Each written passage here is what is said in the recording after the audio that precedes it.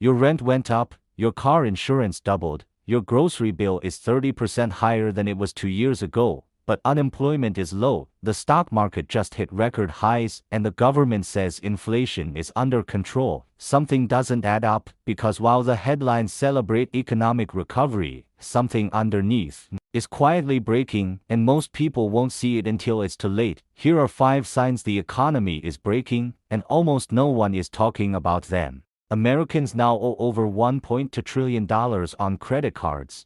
That's the highest in history, not adjusted for inflation. Absolute terms, the number itself is staggering, but the number alone doesn't tell you what's actually happening. Here's what makes it different this time. Interest rates on that debt average 22% in 2025, the highest in decades. Some cards are pushing 28, even 30%, which means people aren't just borrowing more, they're paying more to borrow, significantly more. Why does that matter? Because credit card debt isn't vacation money anymore. It's survival debt, groceries, rent, medical bills, utility payments, gas to get to work. When people use high-interest credit to cover basic expenses, it signals something fundamental has shifted. Wages aren't keeping up, savings are gone, and the gap between what people earn and what things cost is getting wider every month. This isn't reckless spending, it's structural collapse disguised as consumer choice. And here's the mechanism most people miss: when you carry a balance at 22% interest, your minimum payment barely touches the principal. You're paying interest on interest. A $2,000 balance can take over a decade to pay off with minimum payments, and during that decade, you'll pay more in interest than the original amount you borrowed. That's not a loan, that's a trap. But it gets worse, because credit card companies know exactly what they're doing. They've engineered the system to keep people in debt. Minimum payments are calculated to maximize interest revenue while appearing affordable. Late fees, over-limit fees, balance transfer fees. Every mechanism is designed to extract more money from people who can least afford it. And the data shows it's working. The average American household carrying credit card debt now owes over $17,000 at 22% interest. That's over $3,700 per year just in interest payments. Not paying down debt, just servicing it. That's $300 a month disappearing into interest, money that could go toward rent, food, or savings. Instead, it goes to banks every single month for years. Subprime auto loan delinquencies are now at their highest level since the 2008 financial crisis. But it's not just subprime anymore. Prime borrowers, people with good credit scores, stable jobs, people who've never missed a payment, are defaulting at rates we haven't seen in over a decade. Here's what that looks like on the ground. A nurse in Arizona financed a used Toyota in 2025. Interest rate, 11%, monthly payment, $470. She needed the car to get to work. The loan seemed manageable at the time. Then her rent went up to $100 a month. Her childcare costs went up. Her car insurance doubled. Her grocery bill climbed 30%. She's working the same hours, making the same salary, picking up the same shifts. But now she can't make the car payment, not because she's spending recklessly, because the math stopped working. And without the car, she can't get to work. Without work, she can't pay rent. The whole structure collapses. That's not a personal failure. That's the system squeezing people until something breaks. And for millions of Americans, the car loan is breaking first. But here's what makes this dangerous. Car loans aren't like credit cards. You can't just stop paying and deal with phone calls. The bank repossesses the car. They sell it at auction. And you still owe the difference between what you owed and what the car sold for. It's called a deficiency balance. So you lose the car, you lose your ability to work, and you still owe money. This is happening at scale right now. Repossessions increased 43% year over year in some states. Used car prices dropped, which means people owe more than their cars are worth. When someone defaults, the bank recovers less, the losses pile up, and those losses don't just disappear. They flow through the financial system. Auto lenders tighten credit, fewer people can get loans, car sales drop, dealerships close, jobs disappear. One breaking point creates 10 more. Commercial real estate is collapsing, and it's about to hit the banks harder than most people realize. Office buildings in major cities are sitting 30 to 40% empty. Some buildings are over 50% vacant. Companies went remote during the pandemic. They realized they didn't need the space. Leases expired. And they didn't renew. The buildings are still there. The loans on those buildings are still there, but the rent checks stopped coming. Here's the chain reaction. An office tower in San Francisco was worth $200 million in 2019, fully leased, generating steady income. The owner took out a loan against that value. By 2025, the building is worth $80 million, maybe less. Occupancy dropped to 35%. The remaining tenants are negotiating lower rents because they have leverage. The owner can't refinance, can't sell without taking a catastrophic loss, can't cover the mortgage with the reduced rent income. So they default, they walk away, hand the keys to the bank. And who holds that loan? Regional banks. The same banks that are already under pressure from rising interest rates, deposit flight, and falling asset values. We've already seen 3 major bank failures in 2023: Silicon Valley Bank, Signature Bank, First Republic, each one triggered by a similar pattern: rising rates, falling asset values, depositor panic. More are coming, because commercial real estate loans don't just disappear. They sit on balance sheets, marked at outdated values, and when those loans go bad, the banks holding them go under. The Federal Deposit Insurance Corporation insures deposits up to $250,000, but when multiple regional banks fail simultaneously, the FDIC fund gets strained, bailouts become necessary, and bailouts mean taxpayer money or newly created money. Either way, you pay for it.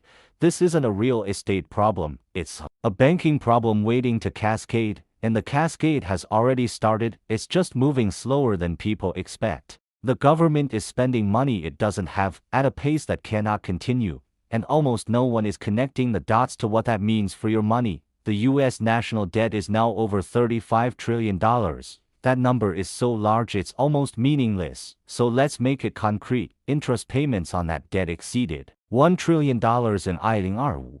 That's more than the entire federal budget for defense, more than the country spends on Medicare, more than education, transportation, and veterans benefits combined. Just interest, not paying down the debt, just servicing it, keeping the lights on. And here's the trap: to pay that interest, the government has to borrow more money, which increases the debt, which increases future interest payments, which requires even more borrowing. It's a cycle that only ends two ways: default or inflation. Default is politically impossible. If the US government defaulted on its debt, it would trigger a global financial crisis.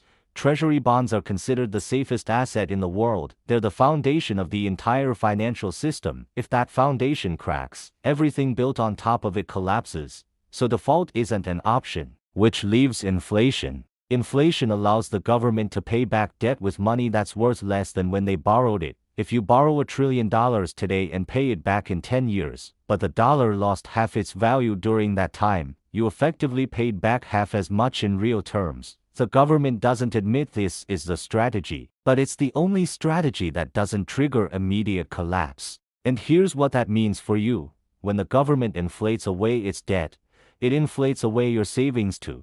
Your paycheck buys less, your retirement account loses purchasing power. Your ability to plan for the future erodes, not because you made bad decisions, because the system requires it to function. The dollar you saved in 2019 buys about 78 cents worth of goods today. You didn't spend it, you didn't lose it, the system reduced its value while you worked. And the mechanism continues. Every year the government runs a deficit. It needs to create or borrow more money. Every year the debt grows. The interest compounds. Every year the only viable solution is more inflation. You can't save your way out of this, because saving in dollars means saving in a currency that's designed to lose value. The personal savings rate in the United States dropped to 3.4% in late 2023. That's near the lowest it's been in 2 decades. Back in the 1970s, Americans saved over 10% of their income. In the 1980s, it averaged around 8%. Now it's 3.4% and falling. People aren't saving because they stopped caring about the future. They're not saving because they can't. After rent, food, insurance, transportation, and debt payments, there's nothing left. The cost of living is rising faster than wages, and the gap isn't closing. Here's what makes this dangerous on a systemic level. Savings are the buffer, the cushion, the thing that keeps a medical bill from becoming a bankruptcy, a car repair from becoming a repossession, a job loss from becoming homelessness. When an entire population has no buffer, the system becomes fragile, brittle. One shock, a recession, an interest rate spike, a wave of layoffs, and millions of people go under at once.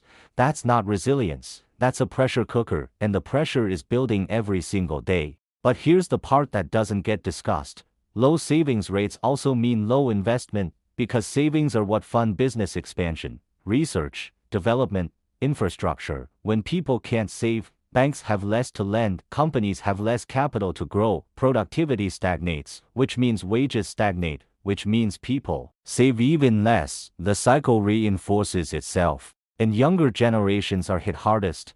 Millennials and Gen Z have lower savings rates than any generation before them at the same age, not because they're irresponsible, because they entered the workforce during or after the 2008 crisis, faced stagnant wages, carried record student debt, and watched housing costs explode. They're told to save for retirement, but retirement accounts require money left over at the end of the month, and for millions of people, there is no money left over. The system isn't broken by accident, it's broken by design, and the design benefits people who already have assets while punishing people who need to save. So what does all of this mean? What happens when you connect these 5 signs? It means the economy isn't breaking in one dramatic crash. It's not going to be like 2008, where everything collapsed in a matter of weeks. It's breaking slowly, gradually, in ways that feel personal instead of systemic. It's breaking in credit card statements that never go down, in car repos that happen to your coworker, then your neighbor,